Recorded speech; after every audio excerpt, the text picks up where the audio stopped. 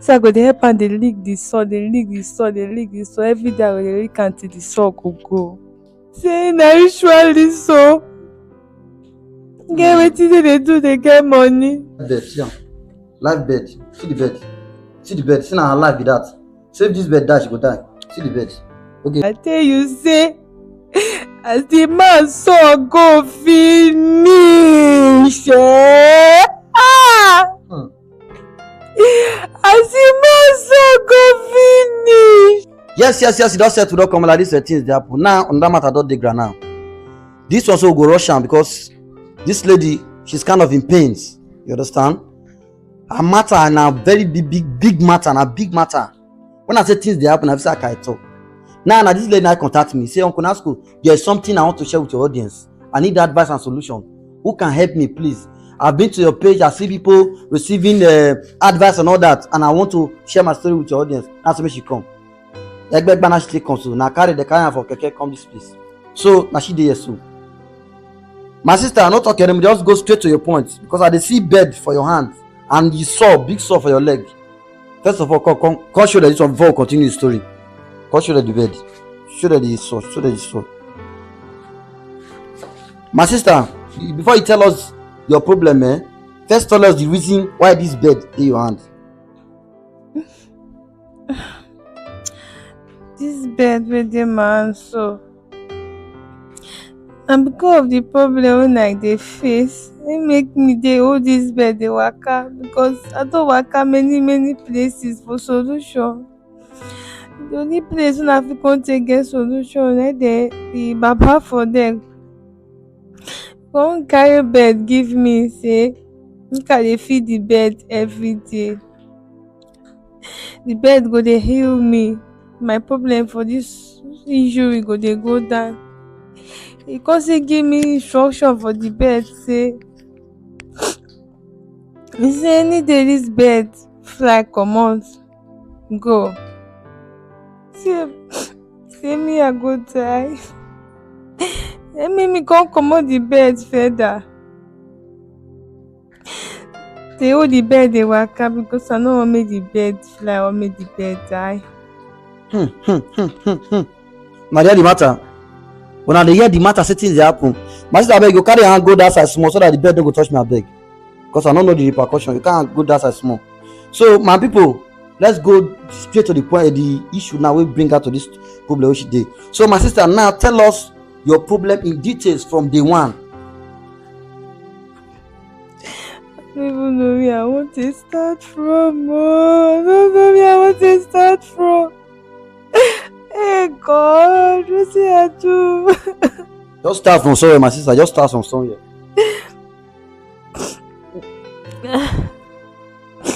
Yeah, I be orphan. Now two of us, now our parents born. Yeah, I be the junior one. Don't tell me they also. Since when I did 13 years, my sister did 18. But they also nothing will not do for this life as guests. God can't do her. My sister, one man come marry her. He must get money, so he marry her.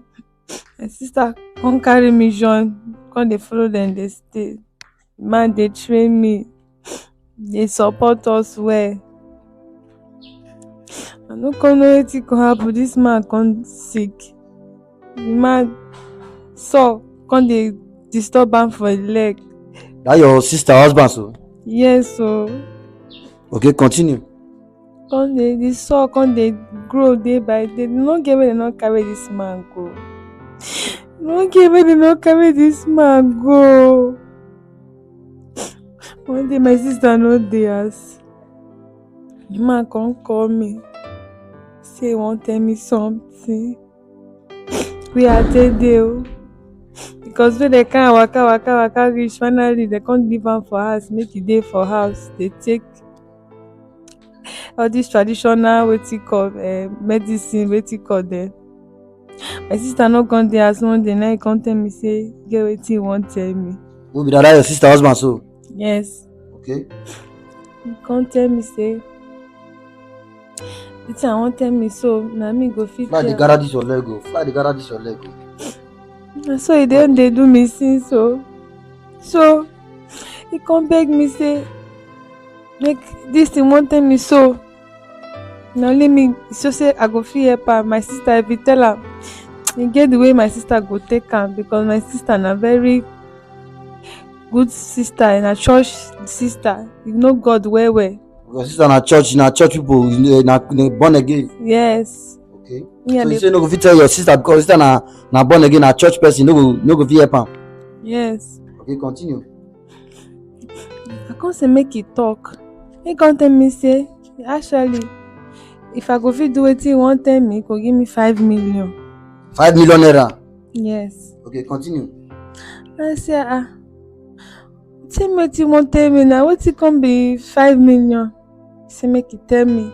Say no, say me I like my sister well well. I say yes. bros. Boy, you go talk small, you go talk, my sister, understand? You understand? I don't, it don't come so. This platform wey is so. The other people they come here where they get their solution. So just talk. I understand. You hear my sister? Take her easy. This man come tell me say na usually so. Get wetin they do, they get money. Ah, sister husband come say na ritualist. Yes. Say wetin he do. Get wetin he do miss. I don't even know how he take talk am again. Thing come backfire am. So na make he get injury for somewhere no dey go. Say but he get solution. Say the solution when he go fit do na say his wife go lick his son. If his wife gree lick his son, his sickness go go. Now here the matters, not me go explain this one. Put ear down. I don't want to explain this one. Put ear down. I want to run this one sharp. Put ear down. Now yeah?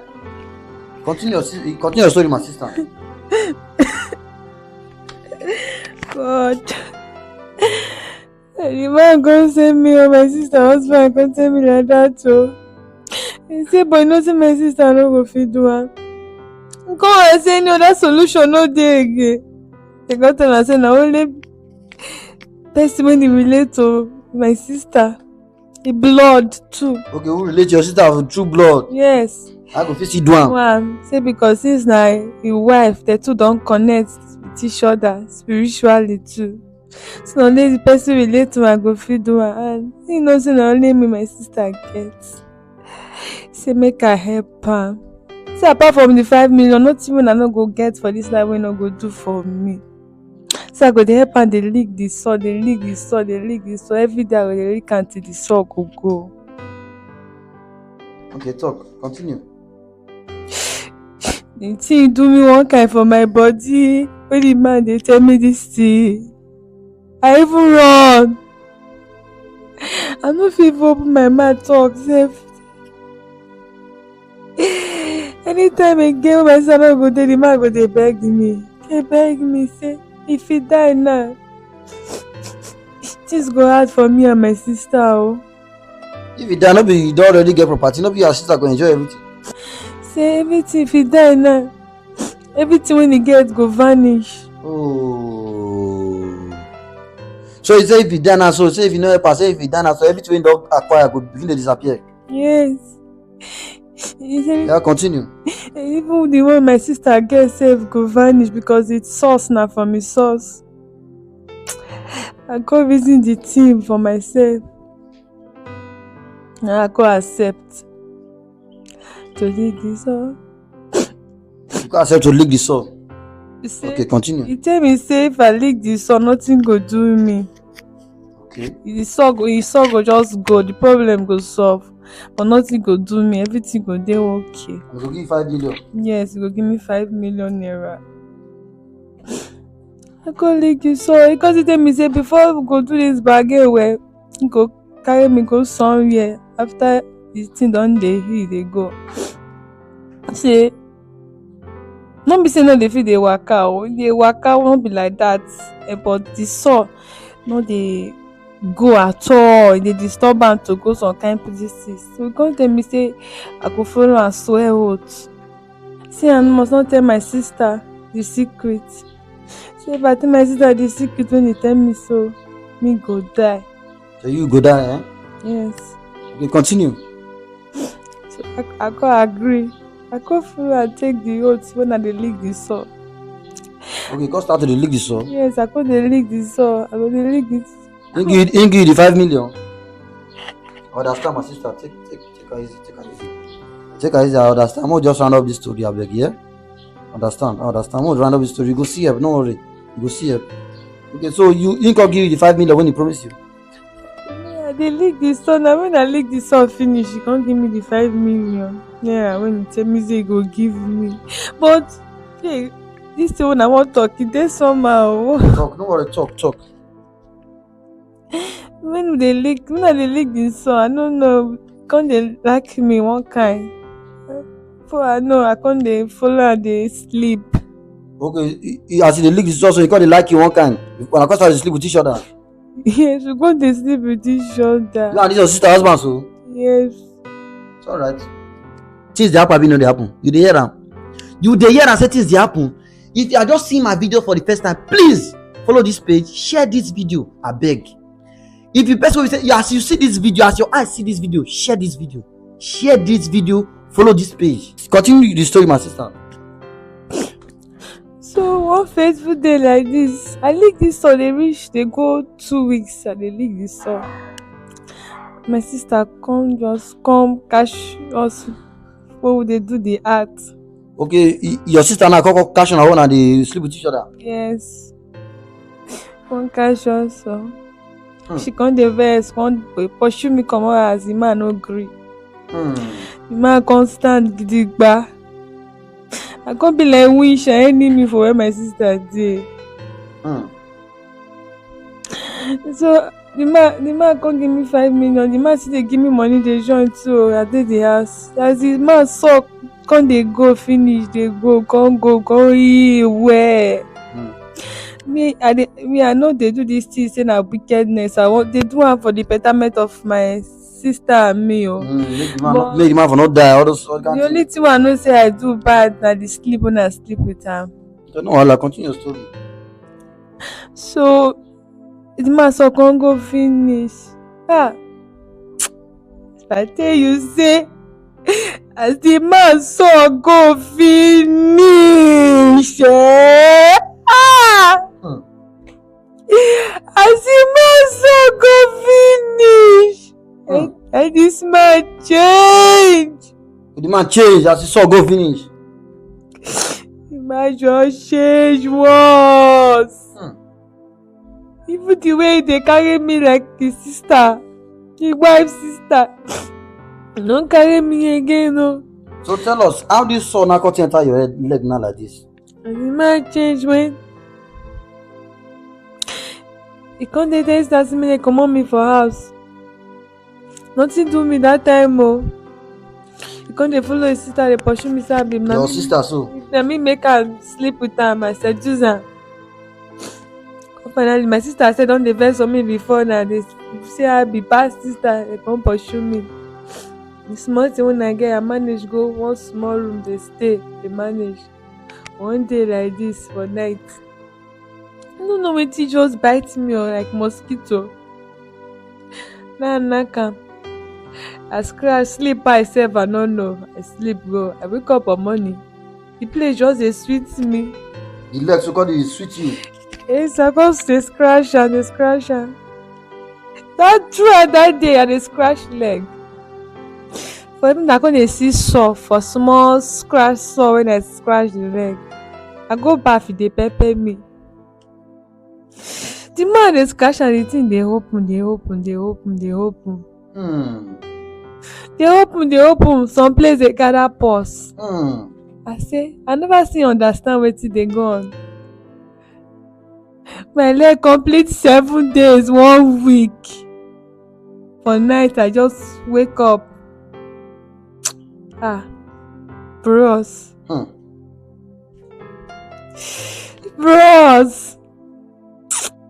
The sun just, be like somewhere vanish, come for where I don't know.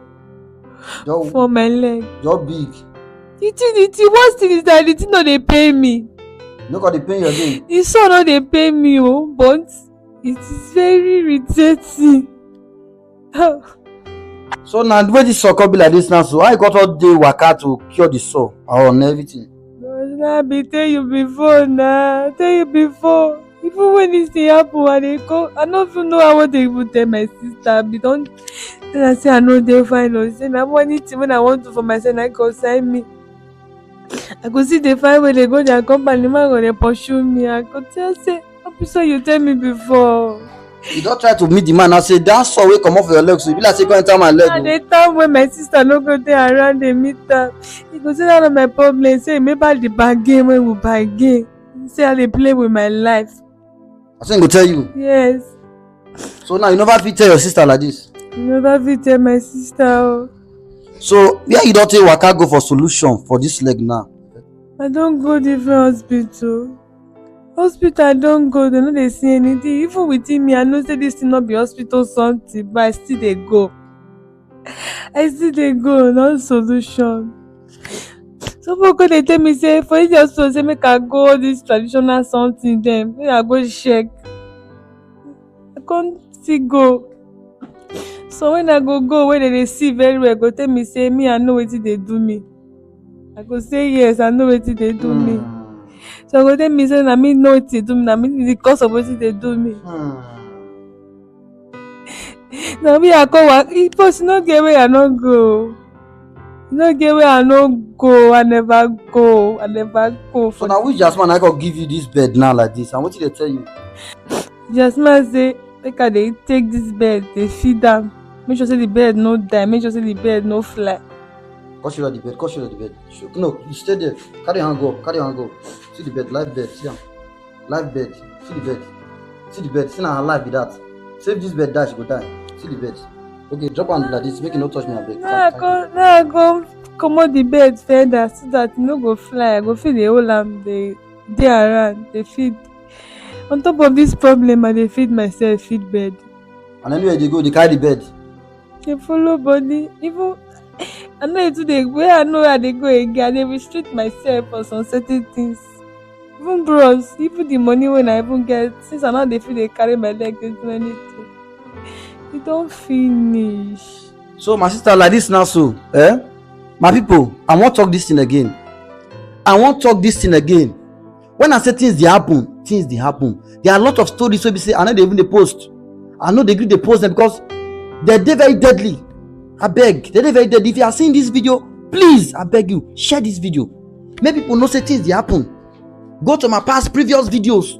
You go see videos, people they confess, people they find solution, people they things they happen. Make people just be very, very careful. All these messages, most of them, they are no clean, money no clean. They hear us. Now she don't they trapped. So my sister, I beg, tell my audience what you want. No possible. I need help.